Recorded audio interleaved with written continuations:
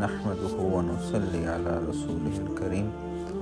جیسا کہ ہم سب کو معلوم ہے کہ محرم کا مہینہ چل رہا ہے، اور محرم جو ہے وہ اسلام کا پہلا مہینہ ہے، اسلامی کیلنڈر جو ہے اس کا پہلا مہینہ ہے۔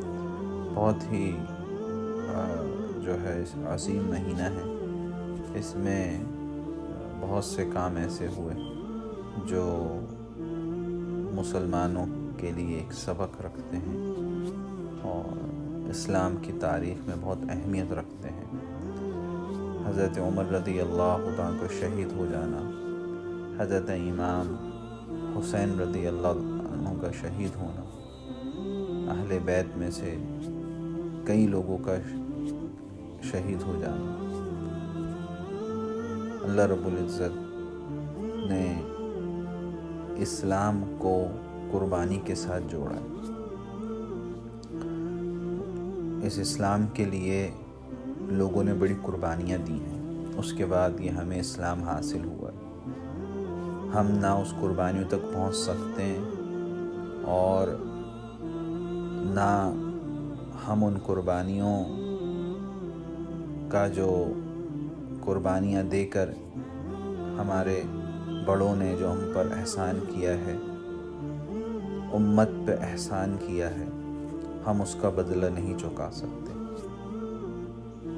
ایک کام کر سکتے ہیں کہ ان کے نقش قدم پہ چلیں، جو ہمارے بڑے ہیں ہم ان کے نقش قدم پہ چلیں۔ تو بہرحال محرم کا مہینہ بہت ہی عظیم ترین مہینہ ہے۔ اس میں اس طرف متوجہ کرنے اپنی ذات کو بھی اور آپ حضرات کو بھی کہ اس میں روزے کو رکھنے کی کوشش کی جائے، 9-10 کا یا پھر 10-11 کا روزہ رکھا جائے اور اپنے گناہوں کو معاف کرانے کی کوشش کی جائے۔ روزہ رکھنے سے یہ فائدہ ہوتا ہے کہ انسان کم از کم اس دن تو گناہوں سے بچنے کی کوشش کرتا ہے، اور روزے میں اللہ نے ایسی طاقت رکھی ہے کہ اللہ رب العزت سے قریب ہوتا ہے۔ اور ہم سب کو پتہ ہی ہے کہ روزہ ایک بہت ہی زیادہ انسان کے اندر تبدیلی لے کر آتا ہے۔ تو آگے اب 10 محرم ہے قریب، تو اس میں روزہ رکھنے کی فکر کی جائے اور ترتیب بنائی جائے اور کوشش کی جائے کہ 2 روزے رکھے جائیں۔ یہی جو ہے صحیح طریقہ بھی ہے۔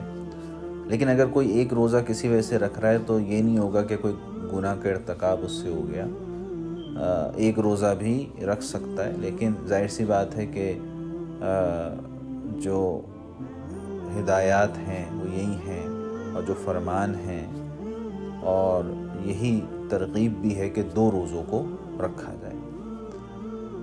اگر کسی کا زیادہ تر تو یہی ترتیب ہوتی ہے کہ 9-10 کا رکھا جائے، لیکن اگر کوئی 9 کا نہ رکھ سکا تو بھائی 10-11 کا رکھ لیں۔ اس میں زیادہ عبادت کی جائے، اللہ سے مانگا جائے، اور انشاءاللہ یہ جو روزے ہیں جو فرض نہیں ہوتے لیکن ہم رکھتے ہیں، تو انشاءاللہ روزہ رکھنے کی ہم میں عادت بھی پڑتی ہے۔